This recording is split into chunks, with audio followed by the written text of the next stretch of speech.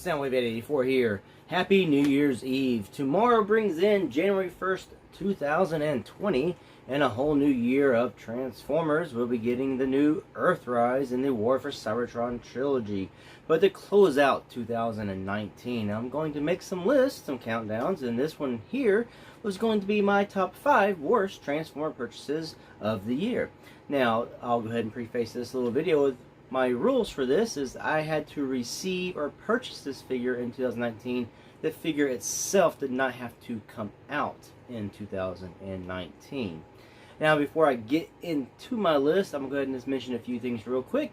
If you're watching this video and you have not subscribed, please hit the subscribe button down below. That really helps my channel out, helps me grow. Don't forget to hit the like button and leave a comment. The more interactions the video receives, the more likely it is to be recommended later on.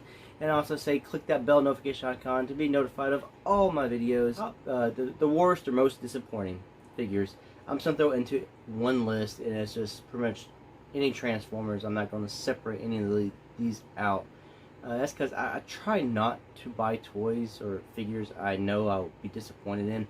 It happens. I feel an itch to buy something, and this would be a worst honorable mention. And I didn't want to put in the list because I knew it would be bad, and that's Cyberverse Deadlock. It looked cool. I mean, the alt mode has promise in the looks department, and you can touch it up with some stickers or paint and make it look really good, make it pop. But once you transform it, you know the articulation is bad already. The Cyberverse is supposed to be getting better coming up this in 2020, but the figure is very hollow. I mean, it is super duper hollow. It is pretty much this purple middle piece here for the hinges of your figure, and this a big outer shell. It's really, really hollow. It's probably the most hollow Transformer I've ever held in my hand. Yeah, but it looks good in both modes in a way. It's just pathetic, but that's why I'm not going to put stuff like this in my list, because I knew this going in it was going to be like that. But I'm going to go ahead and give it an honorable mention. Now, start my list out at number 5 is going to be Siege Prowl. His mold has been reused multiple times already. We've gotten a barricade, a smoke screen, and a blue streak from this. And each mold has improved. Now, it's not the mold. Overall, I don't really care for the mold as much. It's kind of weird.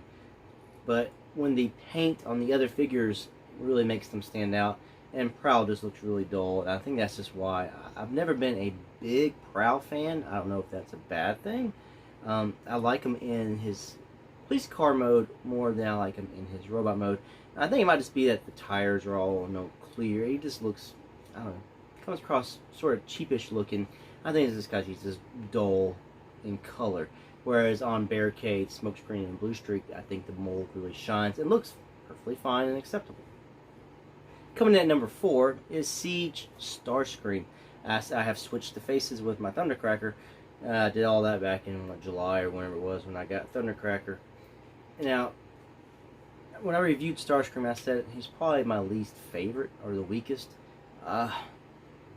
It's a good figure. It's a good mold. And again, like Prowl, on certain characters, the mold looks better. I think it just depends on paint. Red Wing, Skywarp, and Thundercracker, I think the mold it looks really good. And I think some of the problems are just the QC on Starscream, the little hinge here, how this easily will pop off and stuff like that.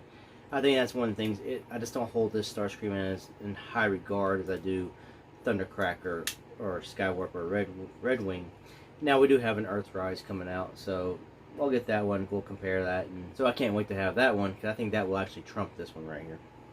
Coming at number 3 would be Siege Apeface. I really do love the look of the figure. The figure looks awesome, and we know we're going to be getting this mold again in Snapdragon, so they're going to just retool it. They're too similar to not get that. But he's just, while he looks good, the Gorilla mode is okay. Jet mode is excellent. I like the jet mode. It's just the tabbing of stuff in. The way he doesn't really stand, he always wants to lean back. It's just the little things that just stop this figure from being so much better. I really do like it though. I even like the off cream white plastic that just looks cheap. I think it looks good to me.